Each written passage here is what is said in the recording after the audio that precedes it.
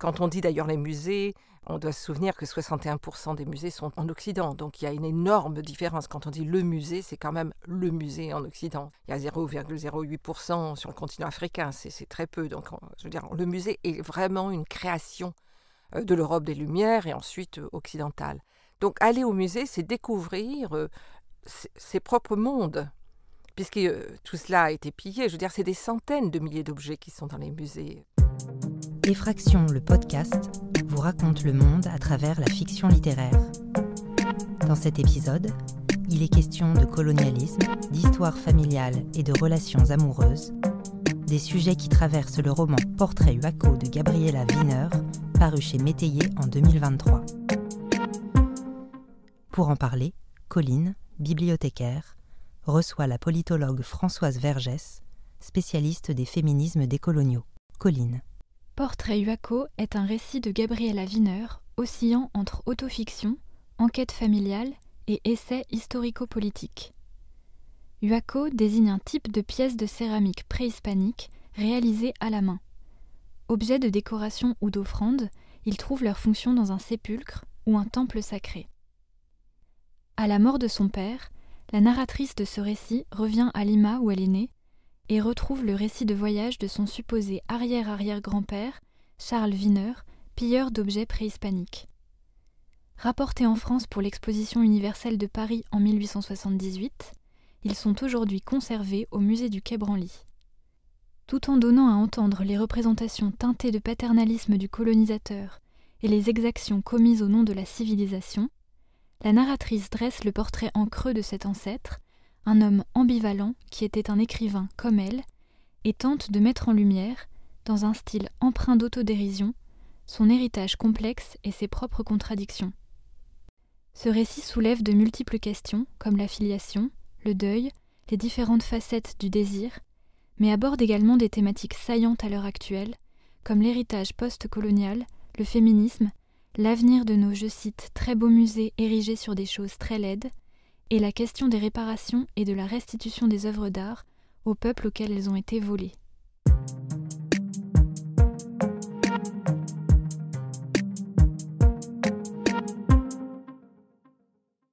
Dans Portrait Huaco, la narratrice aborde la question du racisme qu'elle subit en tant que femme d'origine péruvienne vivant en Espagne. C'est le point de départ d'une réflexion plus générale sur la construction de notre histoire commune, blanche et masculine. Qu'en est-il et que pouvez-vous en dire au regard de vos analyses et de vos recherches ? Françoise Vergès. Il y a dès le départ, quand l'Europe se lance dans la colonisation du monde, une rupture qui va s'installer puis se consolider entre les vies qui comptent et les vies qui ne comptent pas. Les vies qui sont désirables et les vies qui peuvent être massacrées, lancées au génocide avec leur environnement détruit. Et cette coupure de la modernité occidentale, elle perdure jusqu'à aujourd'hui. C'est ce qu'on appelle le Nord, le Sud, par exemple, dans cette opposition. Donc toute personne qui vient du Sud, en arrivant dans le Nord, arrive chargée par les personnes du Nord, mais aussi en elle-même, dans son esprit, par cette histoire qui se perpétue aujourd'hui. Il n'y a pas d'égalité du tout entre le Nord et le Sud. Les moindres chiffres vous montrent qu'on vit plus longtemps au Nord qu'au Sud. Enfin, je veux dire des choses vraiment très concrètes. Elle arrive en Espagne où finalement, même si elle parle espagnol, elle est marquée comme différente. Elle est marquée comme femme, comme indigène, comme péruvienne. Donc c'est ce marquage qui va s'entendre dans l'accent, dans la manière de parler, mais même aussi dans ce qu'elle est, dans son corps. Elle va s'affronter à ça. Il y a beaucoup aussi en littérature ou dans les études des personnes qui racontent se découvrir noires ou racisées en arrivant en Occident. Donc pour elle, pour cette autrice, elle est une femme. Elle est née au Pérou, mais elle découvre que la société espagnole lui renvoie le fait de ne pas être simplement une femme polyamoureuse qui a des désirs et des aspirations comme tout être humain. La société espagnole la marque comme différente et autre, et une différence qui la marque comme mineure, pas vraiment totalement espagnole, blanche et chrétienne. Dans une scène très drôle, lors d'un séminaire Décoloniser son désir, Gabriela Wiener évoque son mariage polyamoureux et son impasse presque morale. Elle constate ne tomber amoureuse que de blancs incarnant la figure du dominant, du colonisateur. Est-ce que la question coloniale s'impose dans l'intimité des relations des personnes racisées ? Oui, l'histoire coloniale s'impose, est présente dans les relations intimes, les relations amoureuses entre colonisés, enfin descendants de colonisés et descendants de colonisateurs, puisque dès le départ, ces relations sont sous la loi coloniale. Une des premières ordonnances, par exemple, dans le monde colonial français, est l'interdiction des relations entre femmes blanches et hommes non blancs. Et ensuite, il y a tout un développement qui vont se faire aussi au XIXe siècle, autour de ce que Édouard Saïd a exploré sur l'orientalisme, c'est-à-dire la représentation de la femme musulmane, de la femme arabe. Donc il y a toute une série de représentations des femmes noires, des femmes arabes, des femmes asiatiques, ou des hommes aussi d'ailleurs, qui ne sont évidemment pas à la hauteur de la masculinité, de la féminité blanche. Et qui en même temps, cette masculinité et féminité blanche sont posées comme des personnes désirables, justement. Et il y a des descriptions extrêmement racistes et extrêmement violentes des femmes noires, asiatiques et arabes dans les textes coloniaux.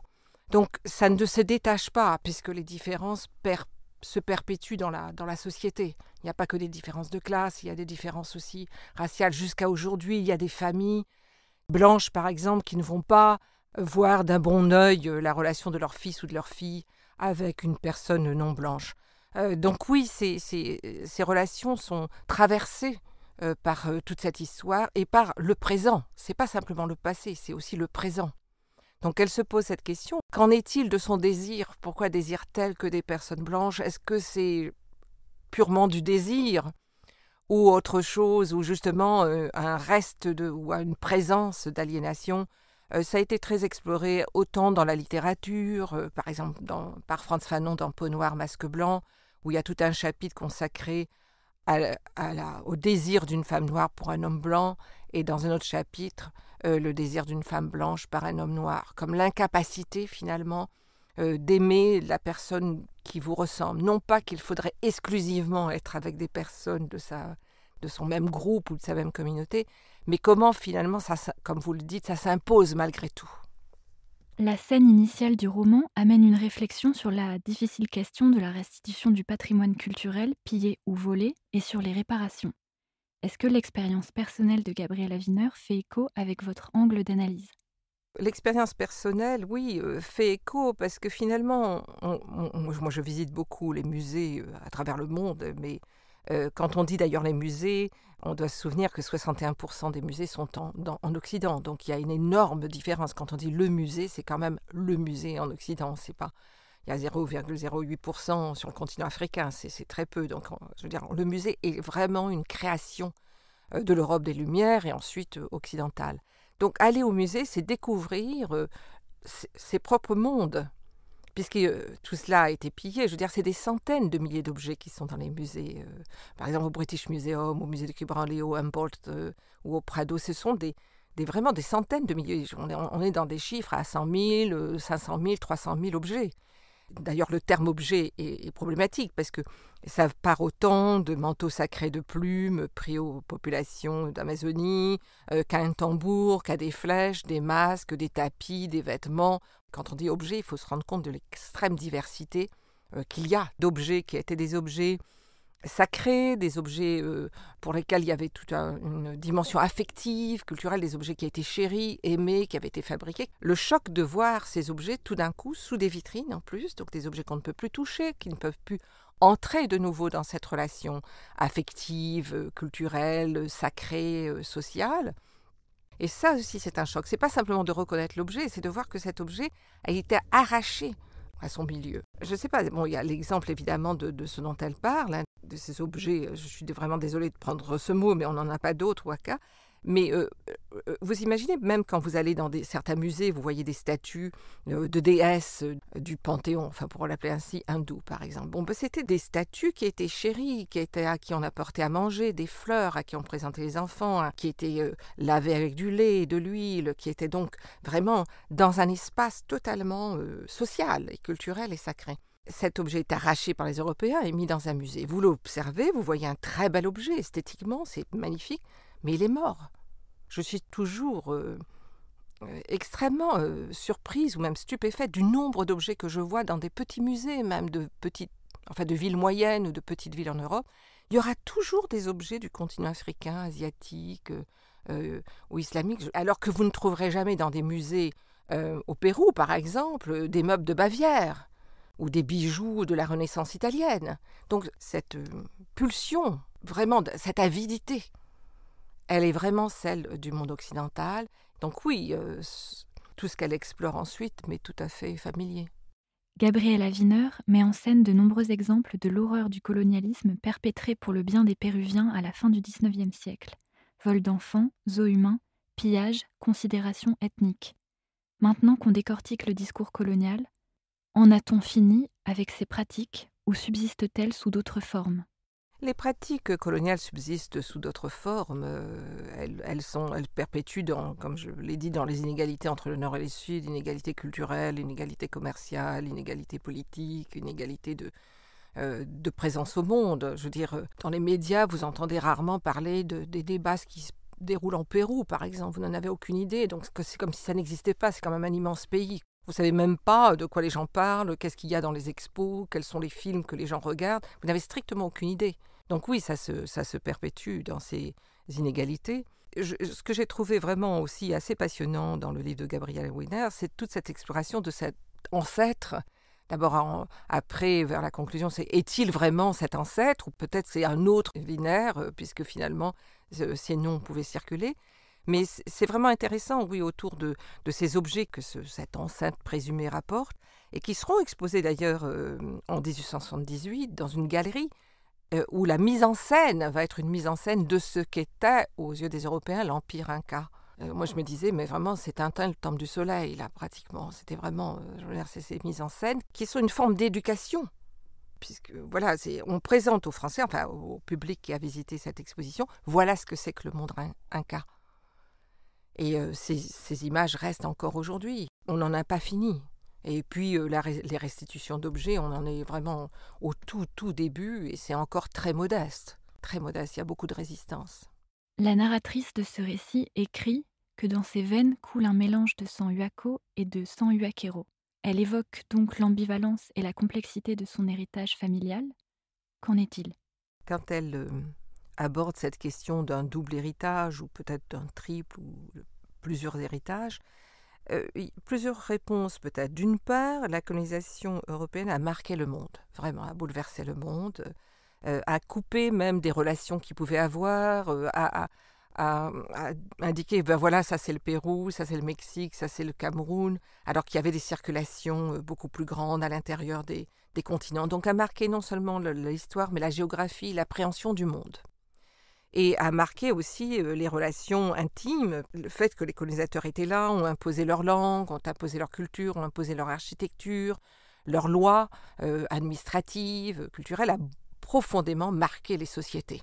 Les sociétés héritent de cela, à la fois de ce qui est resté en mémoire, de ce qui a été transmis, d'autres formes de culture, des cultures indigènes, et pas simplement autochtones, mais des cultures finalement de sociétés autres que la société européenne.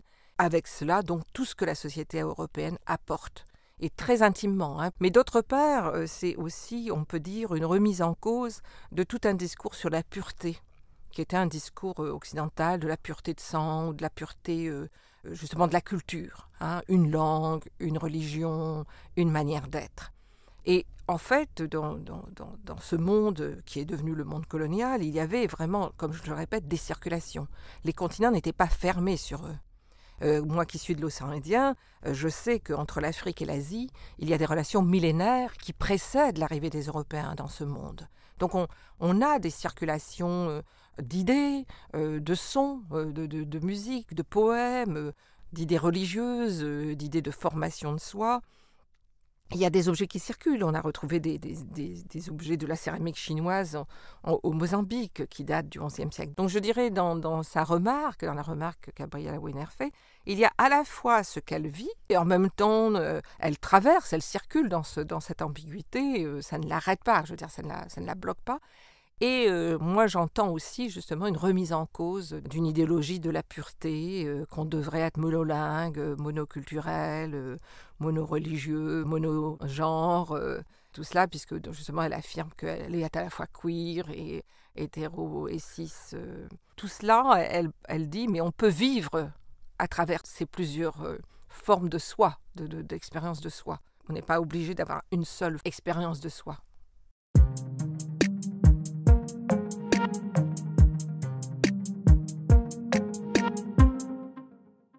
Quelques jours plus tard, j'obtiens enfin l'adresse électronique du vinérologue Rivial et je décide de lui écrire.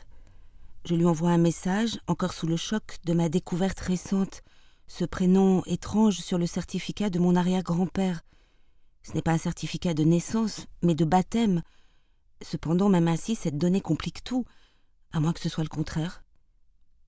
Gabriela Wiener, gwiener@gmail.com. Bonjour Pascal, je suis Gabriela Wiener, journaliste, écrivaine et descendante de Charles Wiener.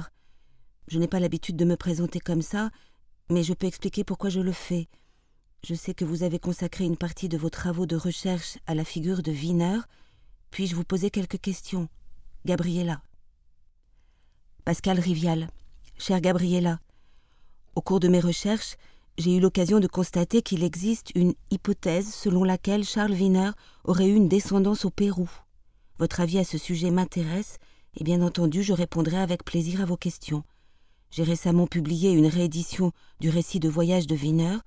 Dans l'introduction que j'ai écrite, je donne certaines informations biographiques qui pourraient vous intéresser. Je reste à votre disposition, Pascal. Quel avis pourrais-je donc avoir sur la descendance de Charles Wiener au Pérou? Rivial ne s'en est pas rendu compte, mais il vient de m'appeler, sans doute avec la meilleure des intentions, une hypothèse. Je n'ai rien entendu d'autre durant ma vie. Mon prénom est suivi du nom de famille d'un homme prénommé Charles. Je réalise alors que j'ai demandé à un Européen que je ne connais pas ce qu'il sait à propos de moi, ce qu'il sait à propos de nous. Et le pire, c'est qu'il croit le savoir. Le pire, c'est qu'il m'a répondu. Retrouvez Gabriela Wiener et son roman Portrait Huaco pendant le festival Effraction du 6 au 10 mars 2024 à la Bibliothèque publique d'information du Centre Pompidou à Paris. Cet épisode a été préparé par Colline Bernard et réalisé par Michel Bourzex et Fabienne Charrère.